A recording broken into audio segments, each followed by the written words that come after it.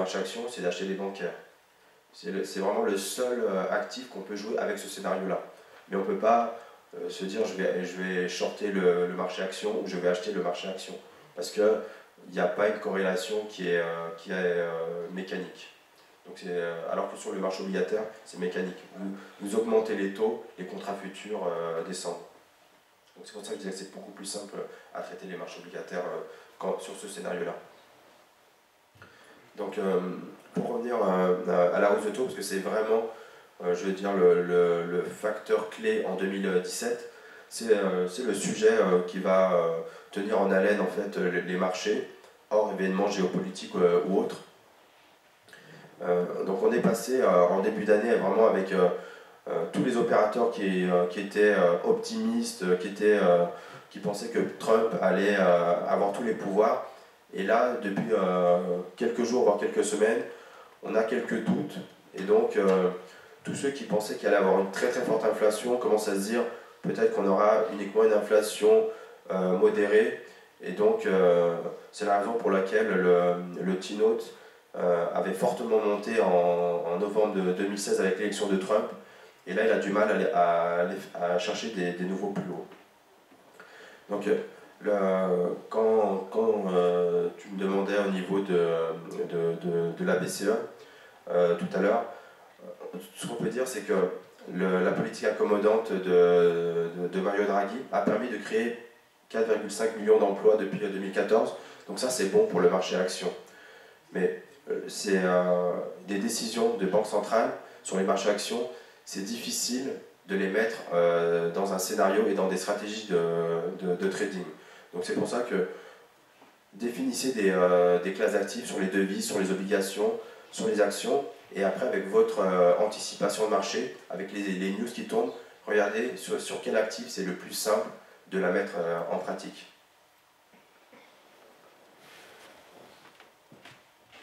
Donc sur ce graphique-là, c'est bien de voir quand on regarde le marché actuel, dans quelle configuration on se trouve. Et même si on est dans un marché sur un plus haut historique, en fait le marché est cyclique. Et on a un marché, comme on dit régulièrement dans le jargon financier, et ça se reproduit depuis, on va dire, 30 ans, tous les 7-8 ans, les marchés actions décrochent. Donc on a une crise soit financière, soit une crise des valeurs technologiques, soit une crise de la dette qui fait que les marchés décrochent. Depuis 2010, on n'a pas eu un décrochage. Donc c'est pour ça qu'il y a beaucoup de facteurs qui font que il faut être prudent sur le marché action. Malgré ça, je reste optimiste sur le cycle, sur les marchés actions. Je ne dis pas qu'on peut avoir une correction sur le marché action de 10-20%, mais on est clairement sur un nouveau cycle, comme on le voit sur le graphique depuis 1819, où c'est toujours des cycles de 20 ans ou 30 ans, des révolutions technologiques ou autres. Et là, avec tout ce qui est high-tech et fintech, tout ce qui est biotechnologie, on est vraiment sur un long cycle haussier. Et je pense que on va entamer en fait le nouveau cycle qui a démarré en 2010. Donc juste pour vous donner un exemple de la dette à 10 ans sur le marché français, on voit qu'en 1985 par exemple, la dette française valait 17%. C'est-à-dire que quand la France allait sur les marchés pour emprunter, elle payait 17% d'intérêt par an pendant 10 ans. Donc quand je vous disais qu'on était dans un long cycle baissier depuis plus d'une trentaine d'années, je pense qu'on a touché des planchers et que le marché va repricer ça et que les taux vont remonter. En tout cas, les investisseurs vont demander des taux d'intérêt plus importants à la France du fait de son endettement, du fait des risques politiques ou autres, et qu'on a touché un cycle, c'est la fin d'un cycle, et que probablement les taux, la hausse des taux va redémarrer. Après, au Japon, on a eu des taux qui sont restés bas pendant des années. Là, on a eu, contrairement au Japon, des politiques monétaires qui ont été vraiment très accommodantes et très importantes, ce qui n'a pas été fait au Japon, en tout cas au début de la crise, et donc qui a plombé clairement le secteur bancaire, et donc qui a laissé les taux bas, qui a obligé les autorités bancaires japonaises à laisser les taux très bas encore jusqu'à nos jours. Donc, si je devais résumer, sur le marché action, on va avoir des hausses de taux cette année. Les premières hausses de taux ont été bien perçues par le marché. C'est un signe que l'économie redémarre. Il ne faudrait pas qu'il y ait 3 ou 4 hausses de taux en 2017.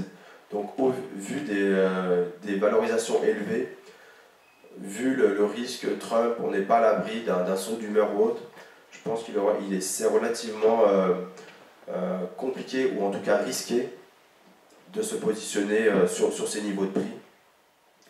Par contre, tout repli important sur les marchés actions, comme on l'a vu sur le slide précédent, est bon à prendre parce qu'il y a vraiment toute une nouvelle économie qui va démarrer avec vraiment tout ce qui est intelligence artificielle, tout ce qui est développement dans la high-tech, qui va engendrer un nouveau cycle économique. Donc, on est sur des plus hauts historiques, un décrochage et pas à exclure, mais je ne vois pas le marché démarrer sur un cycle baissier, ce qu'on appelle un bear market, comme on a eu en 2000 ou en 2008.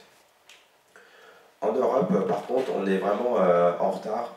On a une politique monétaire qui a commencé à être très accommodante avec pratiquement 5 ans de retard. On a des valorisations des actions qui sont vraiment très en retard par rapport aux US. Donc j'aurais plutôt tendance à dire, après les actions en France et en Allemagne, de me positionner à l'achat sur les actions européennes et à la rigueur même de shorter les actions américaines en couverture, donc ce qu'on appelle un spread, mais toujours en ayant une exposition à l'achat. Donc pour jouer le différentiel qu'il peut y avoir. Les actions européennes, pour moi, vont surperformer les actions américaines. Au niveau du UK, donc la Grande-Bretagne, là pour le coup, je suis plutôt, on va dire, neutre, voire négatif. Ils sont sur leur petit nuage. Sur le Brexit, il n'y a pas d'impact pour le moment. Ils ont eu la chance d'avoir une devise qui s'est dévaluée très fortement. Il va y avoir le deuxième effet qui se coule dès l'année prochaine ou dans les 2 prochaines années, notamment avec la renégociation des traités avec l'Europe. Et donc, les actions anglaises devraient sous-performer. Donc, pour ceux qui veulent se positionner sur le marché actions en ayant des produits en étant couverts, peuvent très bien se positionner à l'achat sur les actions européennes et à la vente sur le marché UK. Donc ils seront acheteurs et vendeurs sur le marché actions et en jouant en fait le différentiel de hausse qu'il y aurait en Europe par rapport au UK. Et si les marchés devaient baisser en Europe, ils baisseraient plus en UK. Donc le différentiel serait entre être à l'achat en Europe et vendeur au UK, ce serait profitable. Au niveau des taux, ça vous l'avez bien compris, les taux vont remonter, donc là jouer le retour de l'inflation. Je ne joue pas de crack obligataire, je ne pense pas qu'on puisse assister à un crack obligataire, parce qu'on a les banques centrales qui sont là et qui, à la moindre secousse, sont là pour intervenir. Mais face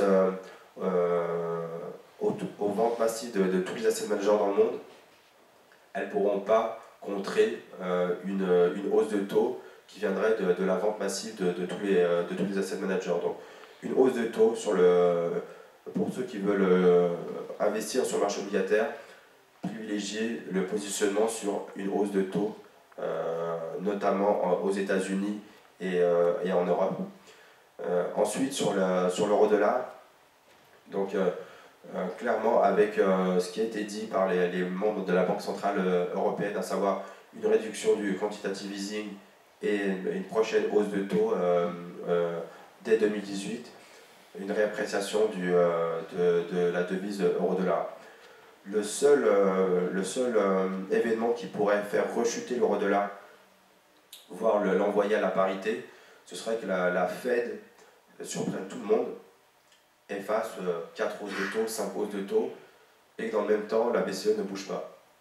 Mais on voit très bien qu'en Allemagne, la Bundesbank pousse pour que la BCE arrête avec sa politique ultra accommodante et demande une hausse de taux. Donc pour l'instant, ce n'est pas encore clairement annoncé par la Banque Centrale Européenne, mais ça va se faire dans les prochains mois. On va voir Mario Draghi dans les prochaines réunions annoncer que les chiffres s'améliorent, qu'il n'y a plus de risque politique en France et que le moment est venu de remonter les taux graduellement. Et donc, probablement qu'à ce moment-là, l'euro-dollar cotera peut-être 1,10, 1,11, 1,12.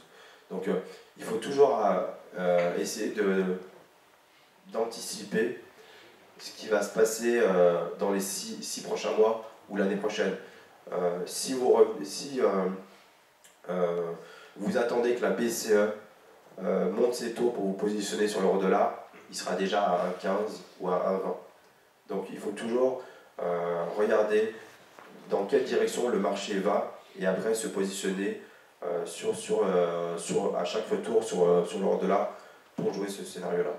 Donc haussier pour reprendre assez rapidement, haussier sur l'euro-dollar, baissier sur les actions, sur les obligations, baissier sur les actions anglaises, haussier sur les actions européennes. En tout cas, le différentiel de rendement entre les actions européennes et aux États-Unis va se faire à l'avantage de l'Europe.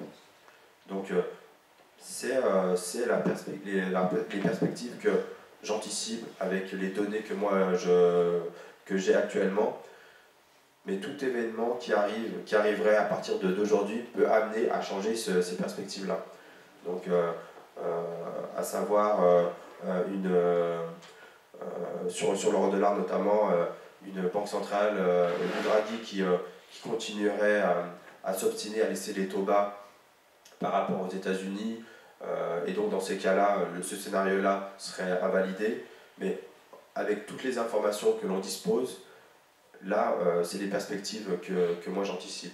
Après, dans votre plan d'investissement, dans votre plan de trading, tous les jours, en fait, il faut l'adapter avec les données qui tombent au quotidien. Pour tous ceux qui tradent avec CMC, vous avez Reuters qui tous les jours alimente des informations. C'est ces informations-là qui vont vous permettre de réactualiser votre plan de trading ou vos perspectives d'investissement. Et dans le cas contraire, dans le cas où votre scénario n'est plus valable, là c'est de prendre, de couper vos positions et de remettre en place un nouveau plan de trading. En tout cas, avec tout ce que j'ai sous les yeux, c'est les anticipations que j'ai. Après, Nicolas Chéron peut avoir ses propres anticipations, Fabien Labrousse peut avoir ses propres anticipations. Généralement, elles peuvent concorder. Après, les analyses peuvent faire que on n'a pas les mêmes anticipations, donc on ne va pas se positionner de la même manière sur des classes actives. Mais vous devez toujours avoir un plan de trading ou des perspectives d'investissement basées sur des scénarios. Et quand c'est invalidé, coupez vos positions. Soit elles sont gagnantes et elles commencent à revenir flat et là les couper flat, ou soit quand ça ne va pas dans le bon sens, prendre vos pertes relativement rapidement. Ok, alors ça peut-être ça va être justement l'objet de la deuxième partie qui sera dédiée au plan de trading. Nicolas, toi dans le cadre des perspectives, est-ce que tu avais quelque chose à ajouter, une présentation et peut-être des avis différents de ceux de Tarek à présenter? Ou convergents? Alors, Tarek a fait un très bon résumé de la situation. Je vais essayer de me mettre ici. Donc, Tarek a fait un très bon résumé de la situation. Il y a de nombreux points sur lesquels nous sommes d'accord et il y en a où nos avis divergent. Et c'est là justement que c'est intéressant. Donc on va voir ça tous ensemble. C'est très intéressant, Tarek, que tu aies effectivement expliqué qu'il faille parfois réfléchir en termes d'exposition, c'est-à-dire un portefeuille global avec des devises, des obligations, ainsi que des actions. C'est vrai que ça peut être une façon d'opérer. Après, on a des personnes qui font du moyen terme avec différentes poches, on a des personnes qui font seulement du moyen ou du long terme avec des actions. Puis on a aussi des court-termistes à la recherche d'opportunités, quelles qu'elles soient, quel que soit le marché. Donc ce que je vais faire, c'est que je vais parcourir plusieurs types d'actifs. On va parler indices, forex, un petit peu de matières premières, et puis de la fameuse inflation. et je vais vous donner un peu mon avis sur la situation. Alors, il y a plusieurs points qui sont très importants que Tarek a expliqués et qui caractérisent le marché actuel et qui justifient justement ces niveaux de prix. Et puis, on va voir aussi qu'il y a des petites choses qui ne vont pas de pair. Par exemple, nous sommes soi-disant dans un cycle économique positif aux États-Unis. On a un cycle qui s'améliore en Europe. On a des perspectives de croissance qui augmentent. On a des perspectives d'inflation qui augmentent. On a des résultats des sociétés qui sont plutôt bons. On a des valorisations qui sont extrêmement élevées. Oui, le hic, c'est que ça fait suite à 4 ans, 5 ans de taux extrêmement bas d'argent gratuit qu'on a donné aux gens. Et tu l'as très bien dit. Aujourd'hui, je suis gérant. Je n'ai pas d'intérêt à aller sur les taux. Les devises sont complexes. Je ne peux que aller sur le marché action.